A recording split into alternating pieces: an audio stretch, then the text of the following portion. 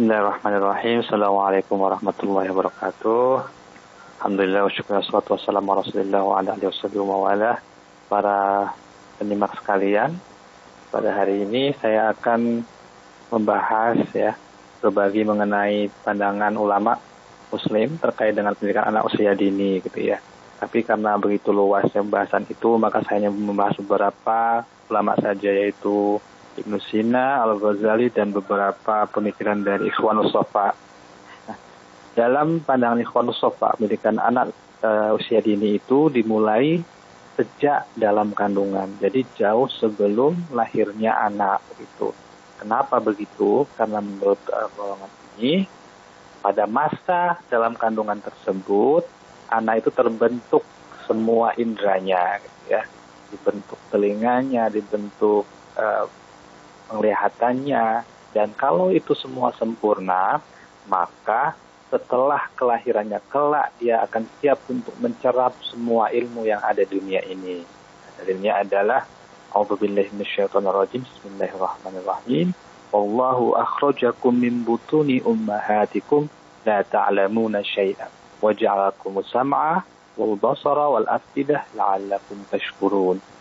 Sungguhnya Allah telah mengeluarkan kamu dari rahim ibu kamu dengan keadaan tidak tahu apa-apa. Kemudian menjadikan kamu pendengaran, kemudian penglihatan, dan hati agar kalian bersyukur. Jadi dari ayat tersebut jadikan sebagai dalil bahwa manusia itu lahir dalam keadaan yang tidak tahu apa-apa. Akan tetapi datang dengan potensi. Ada kekuatan penglihatan, pendengaran yang secara umumnya panca indera begitu ya.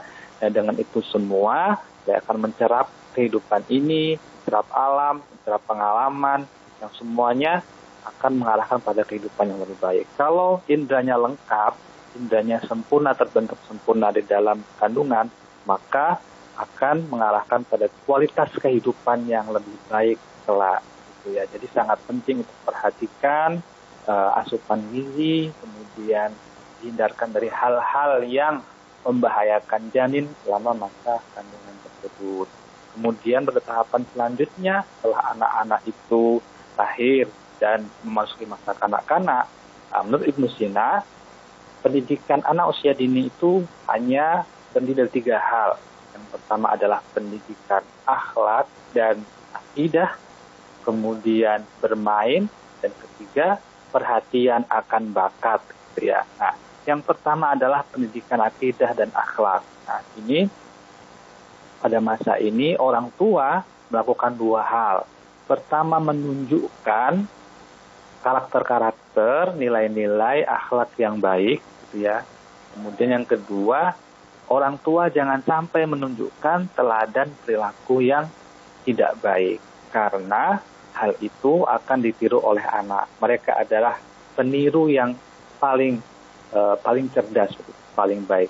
Nah, itu dalam masa ini penting untuk selalu memberikan teladan yang baik. Nah, dalam istilah tasawuf, istilahnya adalah takhalli wa tahalli. Kita menjauhkan dari perbuatan yang buruk dan menghiasi dengan perbuatan yang baik. Kemudian yang kedua adalah bermain. Nah, bermain ini juga penting bagi anak-anak usia dini. Jangan sampai pada masa-masa itu mereka terforsir waktunya untuk belajar. Karena menurut Ibnu Sina pada masa ini bermain itu berfungsi untuk menguatkan fisiknya, ya. Dan fisik itu sangat berhubungan dengan kekuatan indera mereka. Kalau fisiknya baik, tumbuh dengan baik, maka perkembangan inderanya juga baik, gitu ya. Kemudian yang ketiga adalah perhatian akan bakat. Nah, jadi selain mengajarkan nilai-nilai kebaikan, kemudian memberi waktu untuk bermain, maka perlu juga orang tua untuk memperhatikan yang namanya kecenderungan-kecenderungan yang muncul dari anak. Ya. Jadi pada masa usia dini itu bukan waktunya ngasih materi yang berat-berat gitu ya, tetapi justru menyerahkan anak untuk bermain, kemudian dari situ kita perhatikan mana nih bakat atau kecenderungan yang muncul, potensinya kuat di mana. Tuh. Nah, dengan begitu nanti dari hasil itu kemudian dapat digunakan untuk mengarahkan pendidikan anak pada tahap selanjutnya. Nah, sebenarnya pendapat Ibnu Sina ini mirip dengan pandangan Imam Al-Ghazali, ya. Nah, sama-sama memandang bahwa pendidikan anak dimulai dari fase janin. Nah, tetapi argumennya berbeda. Imam Ghazali memandang bahwa pada masa janin ini menggambarkan keadaan kehidupan mereka setelah lahir di dunia ini. Maka penting untuk menjaga kesucian seorang ibu dan hubungan psikologis yang erat dan dekat dengan anak. Kemudian penting juga untuk memberi ibu hamil makanan yang halal. Karena makanan yang halal itu akan menjadi asupan pertama dari si janin yang kemudian membentuk kualitas dirinya. Kalau yang dikonsumsi itu halal, maka dia akan menjadi anak yang baik insya Allah. Kalau sebaliknya, kalau mengkonsumsi makanan yang tidak halal, yang haram, maka akan berpengaruh pada kualitas dirinya kelak. Kemudian, pada masa kanak-kanak juga Imam Ghazali memandang pentingnya peran orang tua. Karena seperti disebut dalam hadis dari Imam Bukhari dan Muslim, kullu mauludin yuladu 'alal fitrah, fa abawahu yuhawidanihi aw yunassaranihi aw yumajjisanihi. Setiap anak itu terlahir dalam keadaan yang fitrah. Fitrah ini adalah keadaan yang punya potensi, yang masih kosong tapi dia punya potensi kepada kebaikan. Nah, makanya dalam penjelasan hadis biasanya disebutkan fitrah itu adalah fitrah kepada tauhid.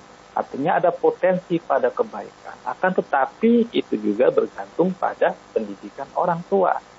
Karena Imam Ghazali mengibaratkan anak-anak pada masa awal itu seperti tanah yang subur, ya. Yang dia diberi benih apa saja itu akan tumbuh dan itu akan kuat dalam kehidupannya. Kalau diberikan benih-benih akhlak yang baik, perilaku yang baik, contoh teladan yang baik, maka dia akan tumbuh dalam dirinya, dalam kehidupannya kelak seumur hidup menjadi pribadi yang baik. Itu juga sebaliknya. Nah, karena itu pada masa ini penting untuk memberikan dasar akidah dan juga akhlak yang baik. Meskipun dengan cara indoktrinasi, begitu menurut Imam Ghazali. Dengan doktrin tidak apa-apa karena masih kecil. Nah, bersama perkembangan usianya, anak-anak akan tumbuh dan akan belajar untuk berpikir dan menalar apa yang didapatkan pada usia ini. Kemudian juga Imam Ghazali juga sama, memperhatikan kesesuaian bidang minat dan bakat gitu ya. Jadi perbedaan cara mengajar diperhatikan berdasarkan perbedaan karakter anak.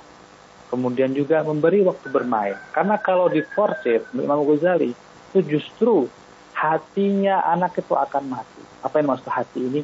Hati ini adalah potensi seni, potensi nalar, potensi berpikir begitu ya.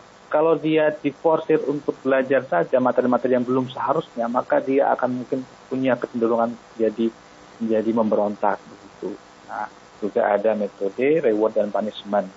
Diberikan hadiah bila melakukan hal-hal yang baik dan menghukum sewajarnya barengi dengan nasihat apabila melakukan tindakan-tindakan yang tidak diharapkan gitu. Nah, karena Imam Ghazali tujuan pendidikan itu pada dasarnya adalah mencapai nilai-nilai keutamaan dalam rangka bertakarub kepada Allah.